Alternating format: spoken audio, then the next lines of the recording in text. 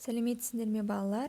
Бүгін біз сіздермен бірге 3-ші сыныптың математикасының 18-ші сабағын бірге бастаймыз. Сабағымыздың тақырыбы 0 және 1 санымен амалдар орындау. Жақшалы өрнектердің мәнін табу. Балалар, видеоны көрмес бұрын каналға жазылып, қоңырауша белгісін басуды ұмытпаңыздар. Сабағымызды бастаймыз. Бірінші тапсырма: өрнектің мәнін тап, сонда сен фотосуреттердің қандай аңызға байланысты алынғанын білесің. Демек, төменде көрсетілген өрнектердің мәнін табуымыз қажет. Бірінші өрнекте 1000 азайтылған, жақшаның ішінде 580 қосылған 120. Бірінші амал бізде жақшаның іші болып табылады. Екінші амал азайту болып табылады. Сонда бұл өрнектің мәні 300-ге тең болды. Демек, 300 деген ол іле деген сөзге сәйкес. Демек, бірінші іле. Жаны жазып қойық. Іленің суреті екен. Келесі өрнектің мәні 400-ге тең болады. Ол Қаратал деген өзеннің суреті. Қаратал. Және үшінші өрнектің мәні 560-ға тең болды. Ол Бура тауы деп аталады. Көкшетауда орналасқан, бұл Көкжетпес тауы деп аталады. Бура тауы. Бұл тапсырма түсінікті болды деген ойдамын. Ары қарай екінші тапсырма: қима қағаздағы өрнектерді пайдаланып, 2-2-ден тура теңсіздік және теңсіздік құр дейді. Демек, біз 2-2-ден тура теңдік және теңсіздікті құрамыз. Тапсырмасында тура теңдік ол бізде 2 бөлінген 2, 8 бөлінген 8. 2-ні 2-ге бөлсек 1 болады, 8-8-ге бөлсек 1 болады. Тең. 3-ті 5-ке қоссақ 8, 8-ді 1-ге көбейтсек 8. Бұлар бірін-біріне өзара тең болып тұр. Ал енді теңсіздіктер. Мұнда 1 көбейтілген 4 пен 3 азайтылған 3-ті салыстырамыз. 1-ді 4-ке көбейтсек 4, 3-тен 3-ті азайтсақ 0. Бізде 4 артық. Келесі 6 қосылған 3 ол 9, 8 көбейтілген 1 ол 8. 9 бізде 8-ден артық деп теңсіздікті құрамыз. Ал енді тапсырмасында тура теңдік ретінде 0 бөлінген 3-ті алайық, ол 0-ге тең. 7 көбейтілген 0 ол 0-ге тең. Екеуі бірін-біріне тең болып тұр. Келесі 0 көбейтілген 4 және 9 азайтылған 9 екеуі де 0-ге тең болып тұр. Бұлар тура теңдік. Ал енді теңсіздіктерге тоқталайық. 3 көбейтілген 3 пен 6 көбейтілген 1-ді салыстырамыз. Сонда бізде 3 көбейтілген 3 артық, себебі мұнда 9 шығады, ал 6-ны 1-ге көбейтсек 6 шығады. Келесі 4 көбейтілген 4 және 1 көбейтілген 2. 4-ті 4-ке бөлсек 1, 1-ді 2-ге көбейтсек 2. Салыстырсақ әрине 2 бізде 1-ден артық болып табылады. Үшінші тапсырма: өрнектердегі амалдардың орындалу ретін анықтап, олардың мәнін тап дейді. Тапсырмасында бірінші 26 қосылған 12 бөлінген 6.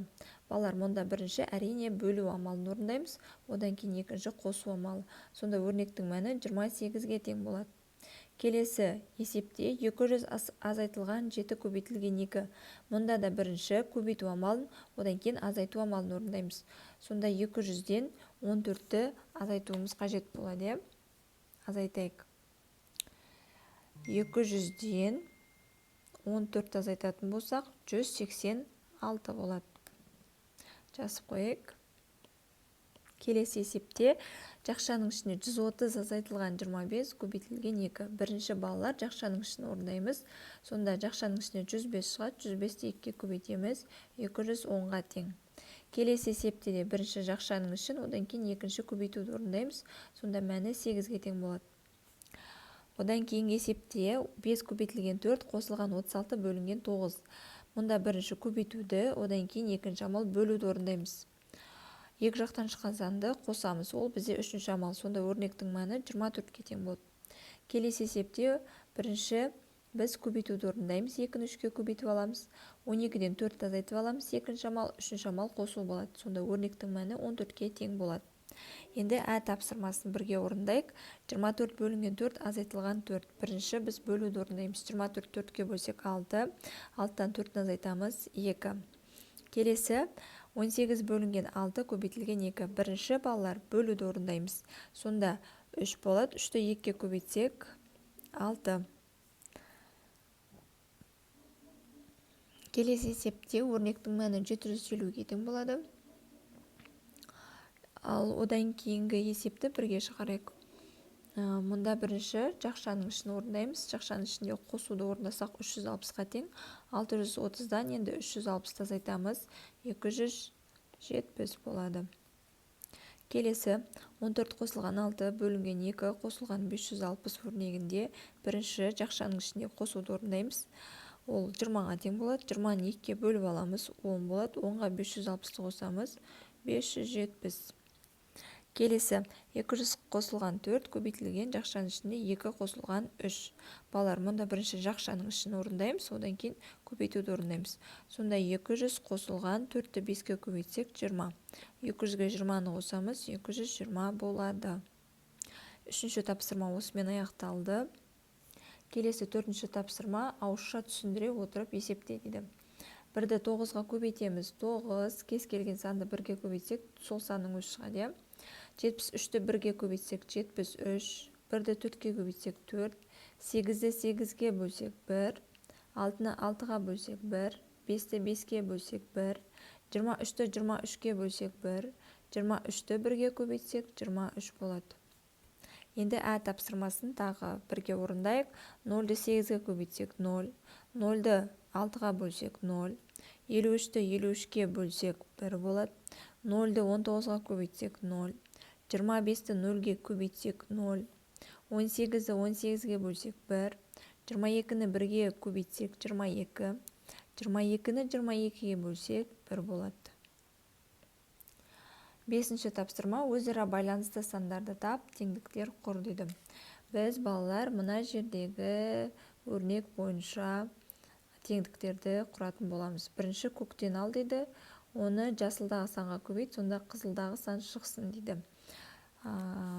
Бірінші бізде қызылда 12 деп тұр. 12 шығу үшін мен көктен мысалы 2-ні алам. Жасылдан жоқ, 2-ні алмайды екенмін. 12 шығу үшін мен мысалы 3-ті алайын. Көктен жасылдан 4-ті алам. 3-ті 4-ке көбейтем, міне 12 шықты. Ары қарай келесі 15 шығып тұр. 15 шығу үшін мен көктен 3-ті, жасылдан 5-ті алам. Сонда 15 шығады. 16 шығу үшін мен жасылдан 4-ті, көктен де 4-ті алам. Сонда көбейтіндісі 16-ға тең болады. Енді 18 шығу үшін мен көктен 6-ны алам, жасылдан 3-ті алам. 6-ны 3-ке көбейтемін, 18 болады. 21 шығу үшін көктен 7-ні, жасылдан сарыны аламыз. Сонда көбейтіндісі 21-ге тең болады. Енді 25 шығу үшін көктен де, жасылдан да 5-ті аламын. Сонда 25 болады. 32 шығу үшін көктен 8 аламыз, жасылдан 4 аламыз. Сонда 32-ге тең болады. Енді 40 шығу үшін көктен 8-ді, жасылдан 5 аламыз. Сонда көбейтіндісі 40-қа тең болады. 45 шығу үшін көктен 9 аламыз, жасылдан 5 аламыз. Сонда көбейтіндісі 45-ке тең болады. Енді келесі өрнекте бөл дейді. Қызылдағы санды жасылдағы санға бөл, көк сан шықсын дейді. Қызылда бізде 12-ден басталады. 12-ні бөлеміз 2-ге, 6 болады.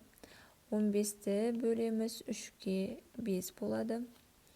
16-ны бөлейік 4-ге, 4 болады.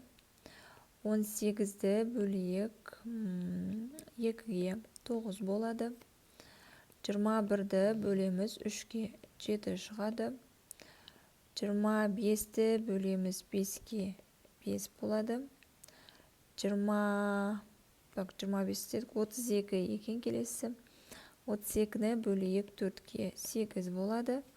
40-ті бөлеміз 5-ге, 8 болады. 45-ті бөлеміз 5-ге, 9 болады. Міне 5-ші тапсырмамызды аяқтадық. 6-ші тапсырма қысқаша жазылуы бойынша есеп құрастырып, оны шығар. А тапсырмасында Мұрат 8 беттен 6 әңгіме, Камиля 7 беттен 9 әңгіме оқыды. Камиля неше бет артық оқыды деп сұрап тұр, иә? Қайсысы артық оқыды дейді. Алдымен балалар біз Мұраттың қанша бет оқыған анықтап алайық. Ол үшін 8-ді 6-ға көбейтеміз. 48 болады. Бұл бізде Мұраттың оқыған беті. Енді Камиляныкін анықтайық. Ол үшін 7-ні 9-ға көбейтеміз. 63 болады. Енді бізде артық бет оқыған Камиля болып тұр. Мұраттан қанша бет артық оқыған анықтау үшін 63-тен 48-ді азайтамыз. Азайтып көрейік. Азайтсақ бізде болады 15. Демек, жауабы Камиля 15 бет артық оқыды.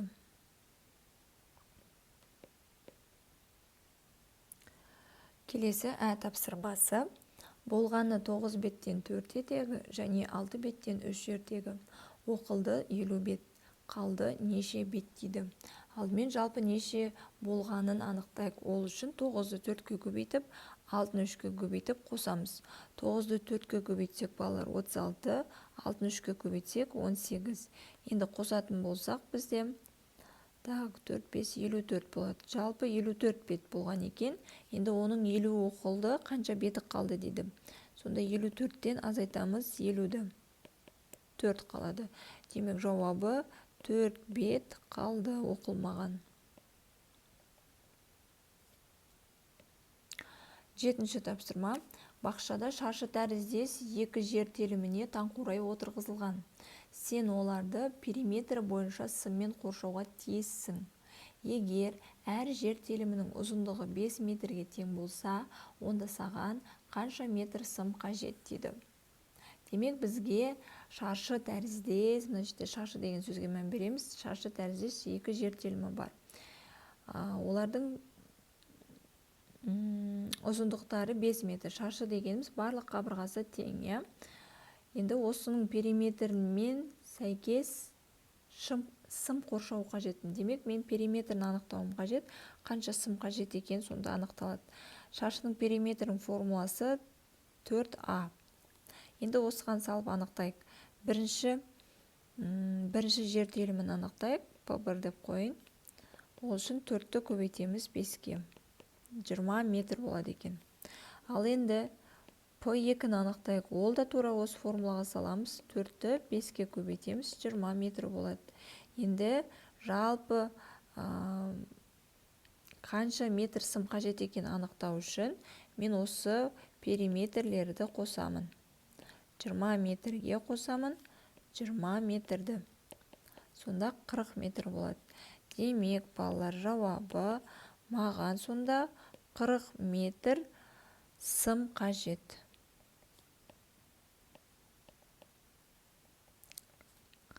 Түсінікті болды деген ойдамын. Келесі бізде 8-ші тапсырма. Егер оқушы өрнектердің мәнін амалдар бойынша есептеген болса, онда ол қандай өрнектің мәнін тапқанын анықта дейді. Бірінші тапсырмасында 18-ді 3-ке бөліп алған, бірінші амал бөлу болған. Ол 6-ға тең болды. Екінші 500-ге осы 6-ны қосты, 506 болды. Демек, өрнектің жалпы түрі 500 қосылған, жақшаның ішіне 18 бөлінген 3 тең болады 506. Міне бірінші бөлуді, екінші қосуды орындаған, е. Енді тапсырмасында бірінші азайту орындалған. 35-тен 23-ті азайтамыз. Бізде 12 болады. 12-ні 2-ке бөлген 6 болады. Демек, бірінші амал бізде азайту болады. 35 азайтылған 23 бөлу екінші амал болады. Сонда тапсырмасының жалпы түрі, өрнектің түрі бұлай жазылған. Енді Б тапсырмасы бірінші амал бізде бөлу болған. 27-ні 3-ке бөлеміз. 9. Енді екінші амал осы 5-ті 9-ға көбейткен, сонда 45 болады. Демек, балалар, өрнектің жалпы түрі 5 көбейтілген жақшаның ішінде 27 бөлінген 3 болады. Сонда жауабы 45-ке тең. Балалар, осымен бүгінгі 8-ші тапсырманы аяқтадық. Сабақ түсінікті болса лайк басыңдар, достарыңа жіберіңдер. Сау саламатта болыңдар.